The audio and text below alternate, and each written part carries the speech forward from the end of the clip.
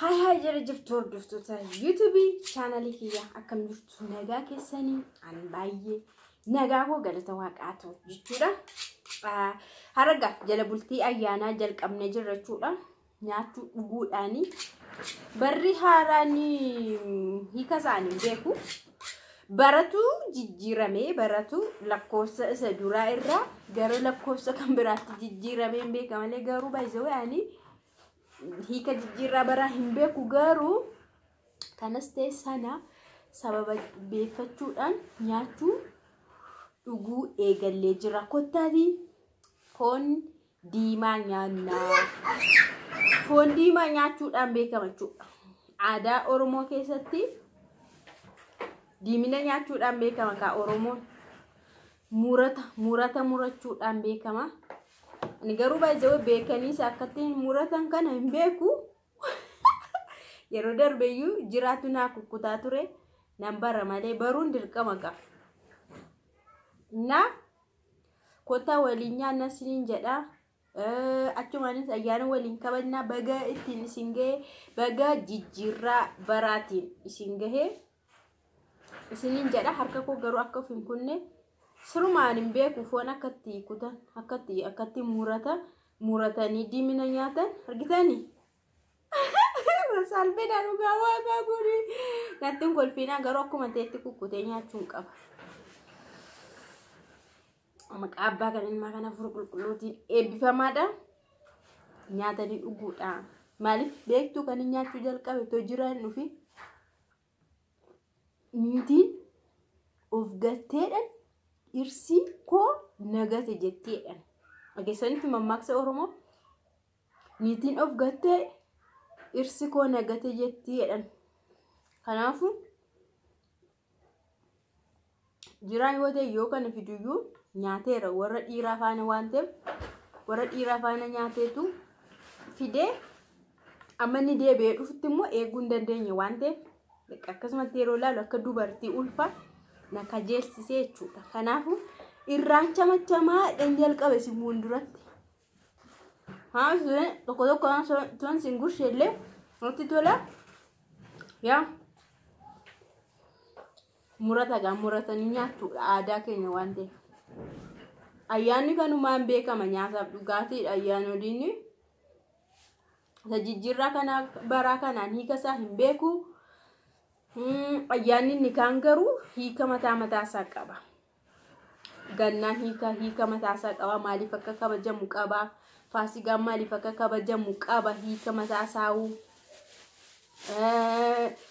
Jarri nyaataaf dhugaatii qofaan otoo hin taane kan darbuu qabanii yaadannoodha waan ta'eef waan sanaan darbarsu.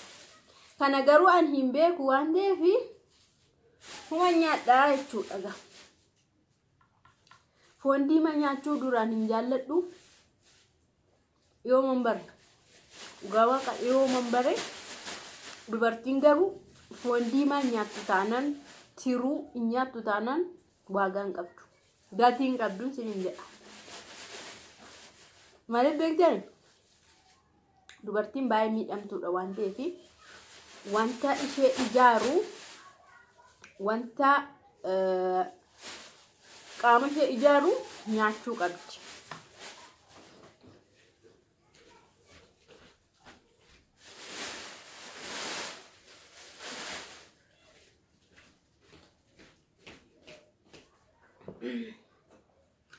Kaku pestari kushosh gootee rabbashti kanaaf.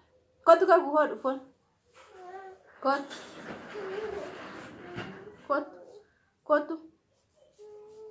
Kotu ho.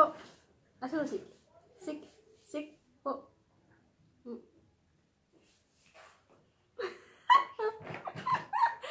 Kana kam gootee nyaatti mucaa. Kanaafuu siniin jedha. Tiruullee an tiruus nyaachuu hin jaalladhuun ture yooma kana nyaachuu jalqabee. Maaliif bakka yeroo otoo hin dahiini uumaa rakkoon qabu gaa ergi deessee garuu dubartiin waan baay'ee hir'ina baay'ee qabaatti. Dubartoonni baay'een yeroo dahan fa'aa qilleensi qaama isaanii keessa seenaa dubartoota baay'ee jechuudha. gaafa dahan qilleensi qaama isaanii keessa seenaa rakkoo kan biraa faatu isaan irratti uumama jechuudha. Otoo isaan hin barbaadinis sagaleen ni dhaga'ama jechuudha. Qaama naannoo qaama isaanii, qaama saalaa isaanii keessaa jechuudha. Sagaleen ni dhaga'ama, sagalee dhageessisa jechuudha qaamni isaanii. Maaliif seetanii gaafa dahanii guyyaa da'umsaa isaanii qilleensi isaan keessa seeneera jechuudha. Kanaaf nyaanni immoo waan kana hin ijaaraa, hin deebisaa jedhameetu yaadama. Kanaafiyyuu anillee garuu waan inni kun nama mudanne namoota kaan irraa argeera malee waan akkasii nama isaan mudate jechuudha. Qaama isaanii keessaa qilleensi seenee yeroo isaan dahanii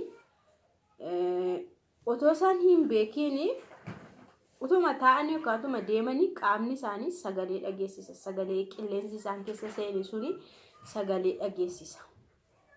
Kanaaf dubartiin nyaachuu qabdidha. Har'a ani kan hin jedhu nyaachuu qabdi, qaama ishii ijaaruu qabdi, of kunuunsuu qabdi.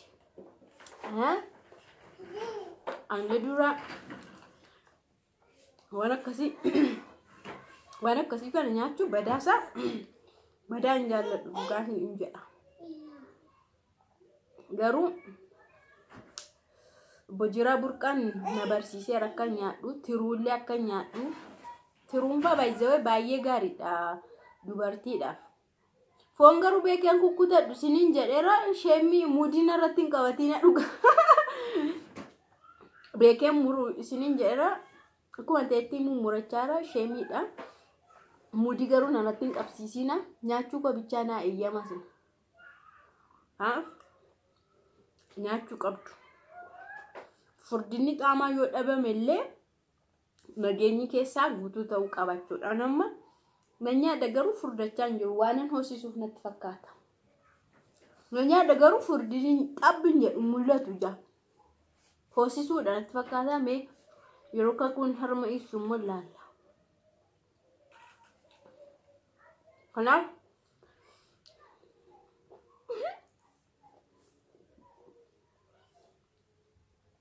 booda jiraannaa dhufu nyaadhuun jedhaa malee lama akkamti nyaadha reemma kana nyaadhee kee garuu maaliin godhe seetan akka namarraan kukkunne foonsa nan gaggargasha jechuudha gadiin gaggargasha isheen irraa kukkutadha jechuudha. Ayyaana sababeeffachuudhaanii jala bultii ayyaana sababeeffachuudhaanii kunuu bakka jirtanitti nagaan isiniif haa baay'atu.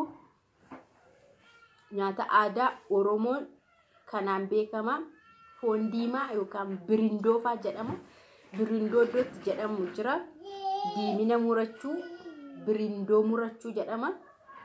Oromoon kanaan beekama. Bakka kun namaa dhiyaatutti qe'een sun qe'ee baay'ee nama guddaate jechuudha.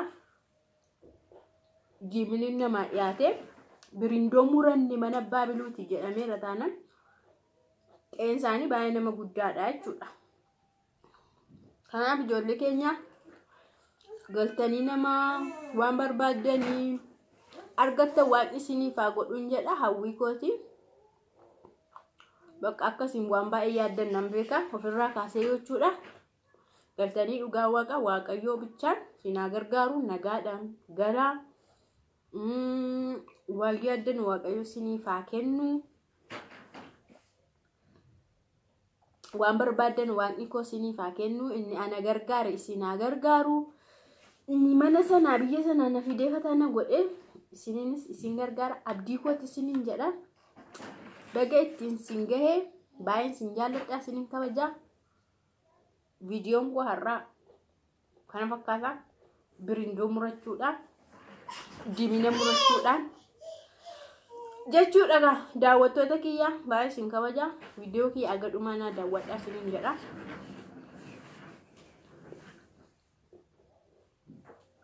Gaawu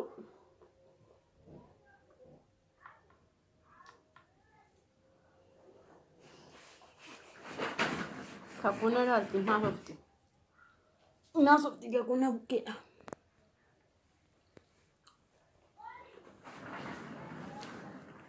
Kot mama. Mama kot. Kot ho. Ho. Ho. Ho. Ho. Ho. Ho. Ho. Ho. Ho. Ho.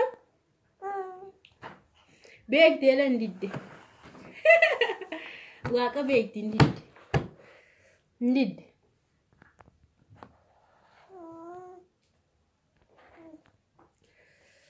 Kana fakkaata hordoftoota kiyya aga viidiyoo biraatiin walitti deebinutti turtii gaarii isiniif haa ta'u.